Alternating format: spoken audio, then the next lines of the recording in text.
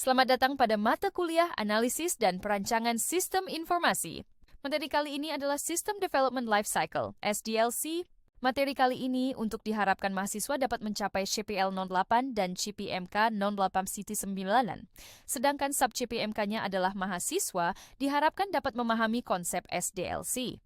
Ada 4 poin yang akan dibahas, yaitu konsep SDLC, metodologi dan pendekatan-pendekatan SDLC, pendekatan pengembangan sistem dari sudut pandang sistem analis, serta planning phase. Pertama, kita pahami dulu konsep System Development Lifecycle atau siklus hidup pengembangan sistem. SDLC dapat dikatakan sebagai seluruh proses pengembangan sistem yang dimulai dari membangun, mengimplementasikan, mendeploy, menggunakan, memelihara, hingga memperbaharui sistem informasi. Gambar ini menunjukkan terjadinya SDLC, dimulai dengan adanya ide untuk mengembangkan sistem, kemudian dilakukan planning atau perencanaan, analisis, perancangan, dan implementasi. Setelah semua telah dilakukan, maka dapat dikatakan sistem telah selesai atau sukses. Berdasarkan gambar sebelumnya, maka dapat juga diuraikan beberapa tahapan dari SDLC, yaitu investigasi awal, analisis sistem, desain sistem, pengembangan sistem, implementasi sistem, pemeliharaan sistem. Kemudian kembali lagi ke tahap awal SDLC, sehingga merupakan sebuah siklus. Jadi tahap awal bisa dilakukan kembali jika ada permintaan untuk mengembangkan sistem lagi.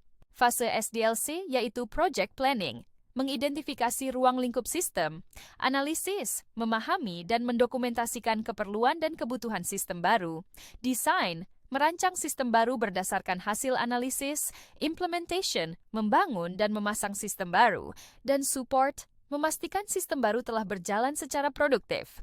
SDLC mempunyai 2 pendekatan, yaitu pertama Predictive SDLC. Persyaratan dipahami dan didefinisikan dengan baik serta resiko teknik yang rendah.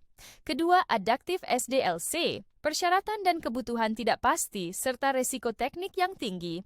Contoh Predictive SDLC yaitu Waterfall Model, di mana semua tahapan proyek dilakukan secara berurutan dan tidak dapat kembali ke fase sebelumnya. Jadi fase planning harus selesai terlebih dahulu, baru ke tahap analisis. Kemudian desain dan implementasi. Adaptive SDLC merupakan pendekatan pembangunan di mana proyek kegiatan, termasuk rencana dan model, disesuaikan saat proyek berlangsung. Contoh dari pendekatan ini adalah spiral dan prototype. Gambar berikut merupakan contoh Adaptive SDLC menggunakan metode spiral. Sesuai dengan namanya spiral, semakin lama, maka semakin panjang atau lama kegiatan dilakukan. Makanya dikatakan sebagai model spiral.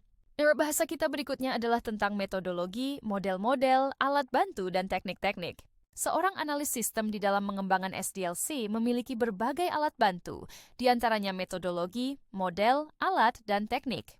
Jika kita lihat gambar berikut, maka dapat dikatakan bahwa metodologi merupakan pedoman untuk menyelesaikan SDLC, termasuk di dalamnya ada model, alat, dan teknik.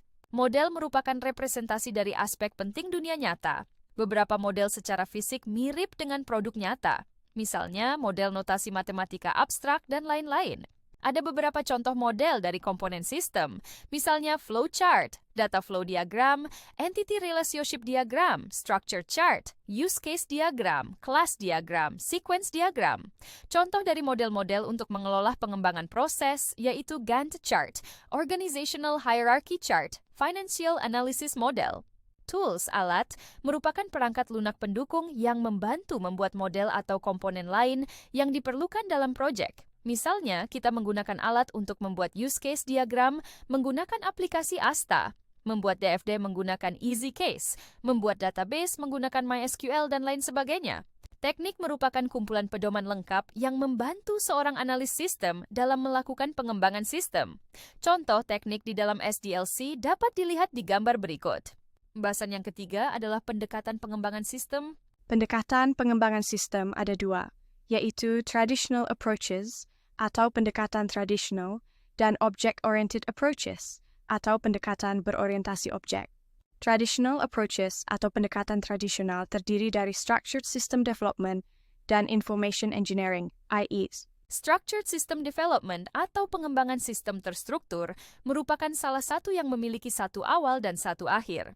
dan setiap langkah dalam pelaksanaan program terdiri dari salah satu dari 3 konstruksi pemrograman, yaitu pernyataan program secara sekuensial, sebuah keputusan, if-else, dan perulangan. Untuk gambar yang kiri, contoh dari sekuensial, di mana prosesnya dilakukan secara berurutan. Gambar yang tengah merupakan decision, di mana ada simbol opsional atau pilihan, sedangkan gambar kanan merupakan contoh instruksi pengulangan. Gambar berikut merupakan contoh dari structural design technique, yaitu sistem penggajian yang terdiri dari 3 proses, yaitu masukkan kartu, hitung gaji, dan cetak gaji. Untuk hitung gaji punya 2 proses turunan, yaitu get employee pay rates dan calculate pay amounts. Masing-masing proses mempunyai pesan yang dikirimkan ke proses lain. Structural analysis teknik dapat digunakan untuk membantu developer mendefinisikan apa yang sistem lakukan, persyaratan pengolahan, data apa yang sistem perlukan untuk menyimpan dan menggunakan, persyaratan data, apa input dan output yang diperlukan, dan bagaimana fungsi kerja secara keseluruhan. Model dari teknik ini dapat dicontohkan dengan menggambar DFD dan ERD. Data flow diagram berikut terdiri dari 3 proses, yaitu schedule course, enroll student, dan produce class list. Entitas luarnya ada 3, data store-nya ada 3, dan beberapa data flow. Entity relationship diagram berikut terdiri dari 10 entitas yang digambarkan dengan kotak, di mana masing-masing entitas mempunyai atribut dan masing-masing entitas terhubung dengan entitas lain. Kelemahan pendekatan terstruktur yaitu pertama lenah, kedua transisi dari DFD ke structure tidak bekerja dengan baik. Pemodelan ERT lebih penting daripada DFD. Pendekatan kedua traditional approaches merupakan pengembangan struktural yang lebih modern, penyempurnaan pembangunan terstruktur yang dari seluruh perencanaan hingga rencana arsitektur aplikasi. Object-oriented approach melihat sistem sebagai koleksi benda-benda, objek, yang berinteraksi dan bekerja untuk mencapai tugas. Objek adalah H, yang dalam sistem komputer mampu merespon pesan.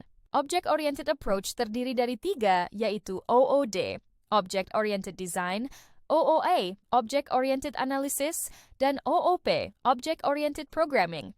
Gambar ini merupakan contoh object-oriented approach yang menggunakan 4 kelas, beberapa atribut, dan ada relasi inheritance, yaitu account terdiri dari saving account dan checking account. Faktanya, banyak sistem yang dikembangkan saat ini menggabungkan kedua pendekatan tradisional dan object-oriented. Beberapa IDE juga menggabungkan tradisional dan object-oriented. Tren sekarang yaitu the unified process, extreme programming, Scrum, dan masih banyak lagi metode di dalam mengembangkan sistem yang banyak digunakan. Materi tentang SDLC telah selesai kita bahas. Jika ada yang mau ditanyakan silakan saja. Terima kasih atas perhatiannya.